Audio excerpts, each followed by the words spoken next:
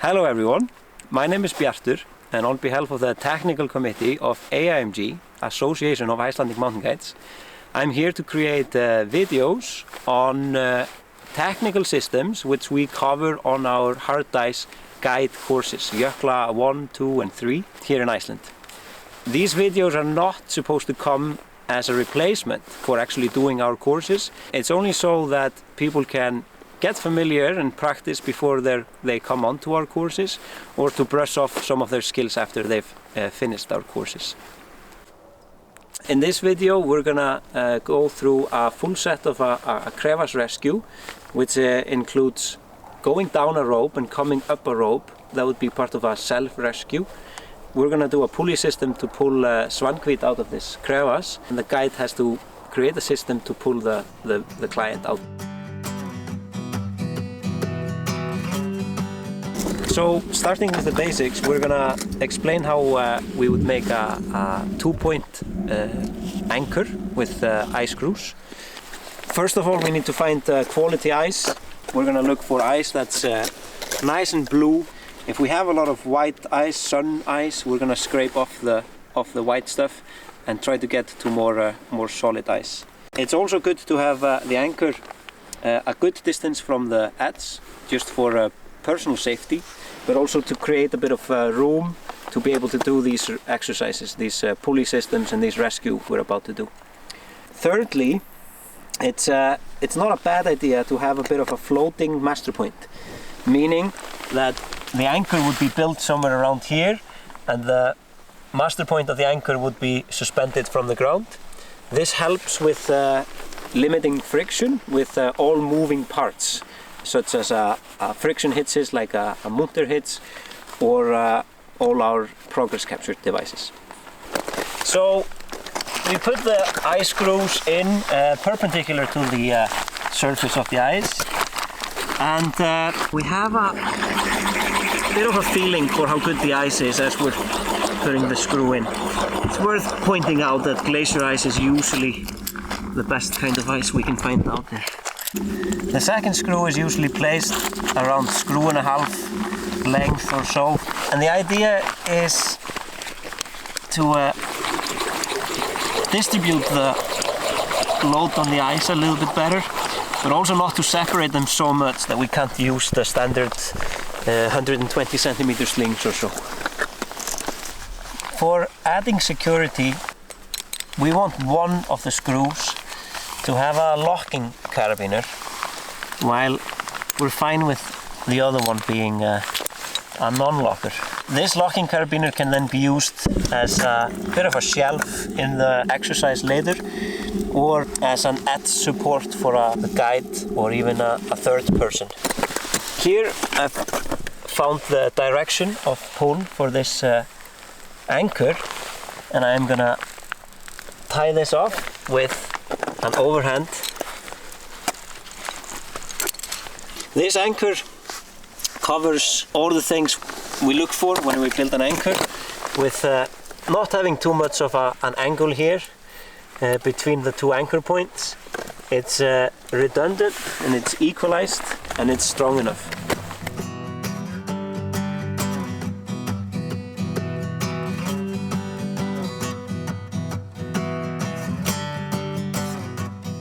Okay, so the first thing I want to do here now is to create an edge safety, so I can go out there and properly establish where my victim has landed and their situation. I usually clip this rope in here with a clove hitch, so I can adjust it later if I need. So here I have created my edge safety, and I'm clipped in with a locking carabiner here and on the anchor side. And this is so that I can go to the edge and communicate with my victim down there, but also so that I can create my pulley system safely and haul her out. The next thing I'm gonna do is I'm gonna drop a loop down to svankvít. Hello! Svankvít! There's a rope coming. So I've dropped a loop down to Svankvít in the crevasse, and now I need to tie this end of the rope, and here I usually go for a standard figure of 8 and a locking carabiner. This knot and this side of the rope will then be replaced with a progress capture, and this is the pulley end of the rope.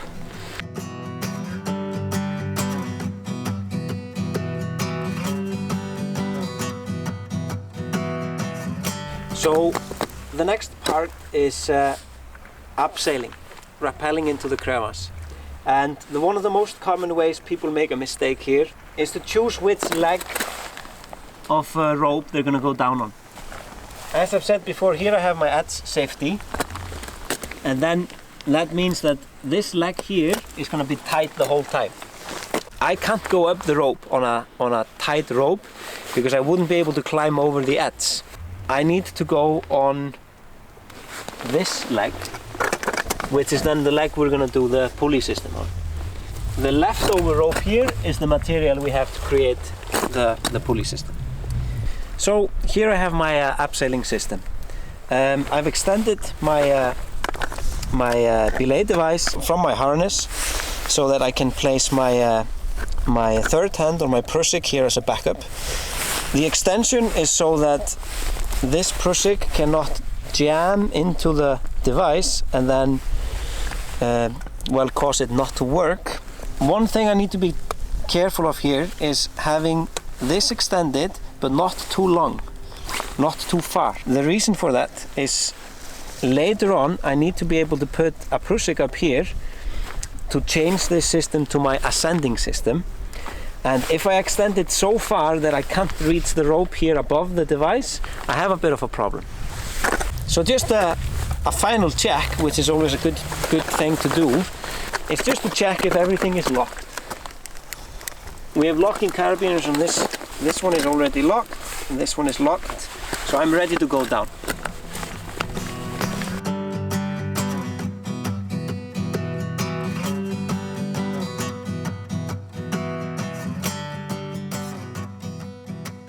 So I'm now down in the crevasse with Svankvít, and the first thing I want to do here is think about my personal safety.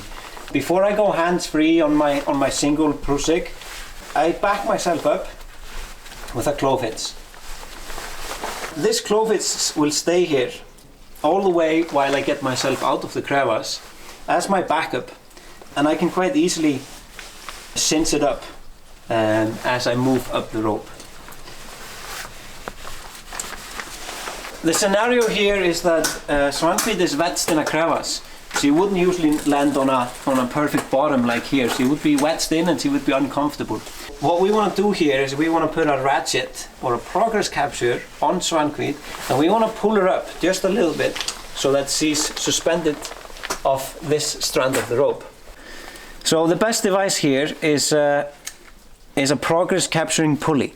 Whether it's the petrol micro traction or any other progress capturing pulley, doesn't really matter, but it's the best device for me to be able to pull her out by a foot or so that she's not hanging in the crevasse and not uncomfortable.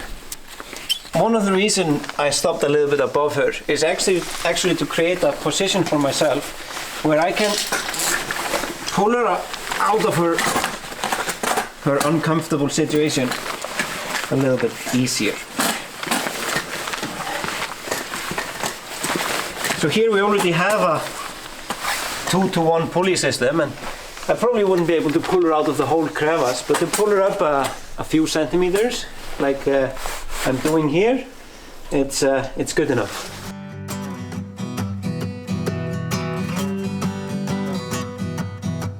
The next thing we're going to do is to change the abseiling system to an ascending system. It is worth pointing out here that there are many ways to do this. We could use the microtraction if we hadn't already used it.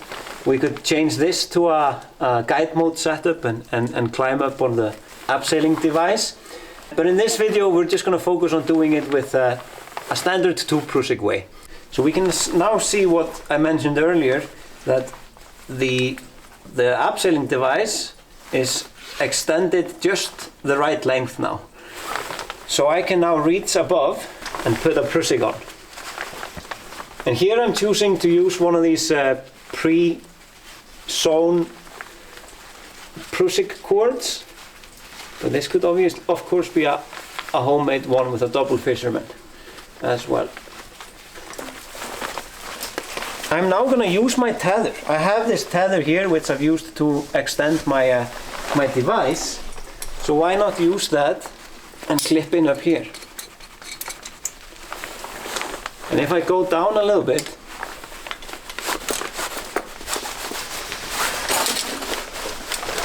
I'm now hanging off the cords. So now that I have my load on my waist prusik here and I have a backup down here, I'm gonna remove the device and of course make sure I don't drop it in the crevasse. It wouldn't be the first. The next thing I'm gonna do is I'm gonna add the foot prusik, and in this case I'm gonna use a cordelet. This is a 6mm cordelet. I'm gonna go for a 3 wrap here. 1, 2, 3, and then dress that neatly.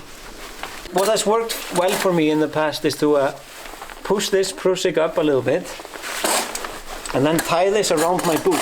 So I pass the 2 strands around the center of the cordelet, and then I tie an overhand knot here. And I've now created a little hitch around my boot, which is quite comfortable to step in.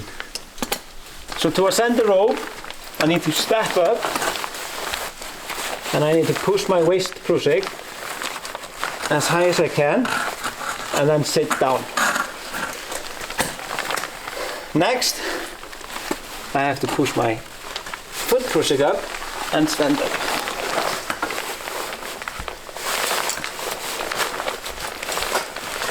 And repeat. Now you maybe remember that I have a backup here, and this backup is something I have to focus on a little bit as I'm climbing up, and every now and then I need to stop and just adjust the claw fits like this, so it always stays relatively tight here between my prusiking and my backup. Taking long big steps.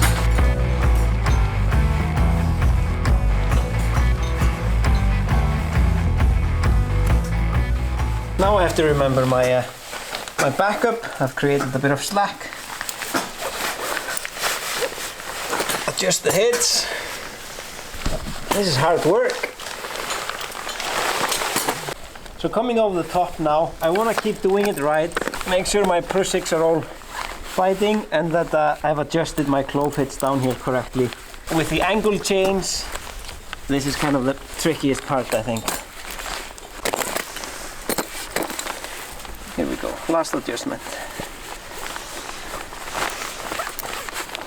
I've made it out of the crevasse now, so now I just need to do a little bit of tidying up, get rid of my ascending gear, but I also want to clip into the edge safety before I start creating my systems here. I can get rid of the large cordelet. I'm gonna leave the short prusik because that's gonna come in handy when I've created my pulley system.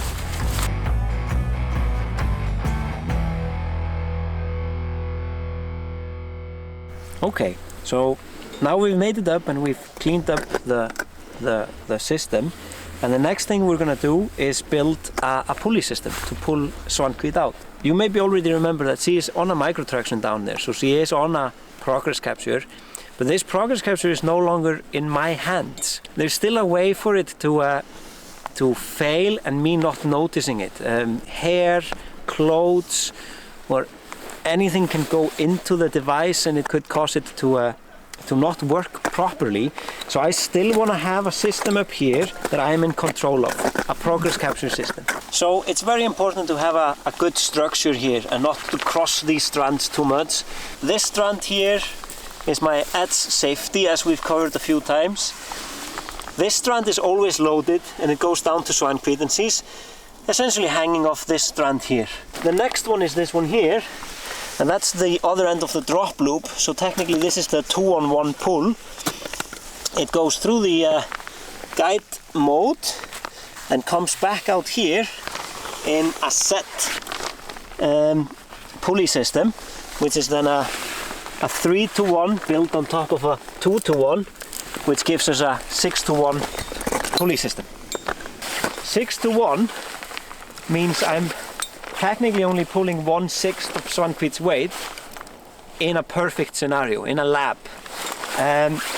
This is not a perfect scenario because we have a lot of friction. We even are playing around with a dynamic rope here today. So in theory I'm actually pulling quite a lot more than 1/6 of her weight, but it still feels pretty lightweight here. The downside to it is I need to pull 6 times more rope than the distance where she is down in the crevasse.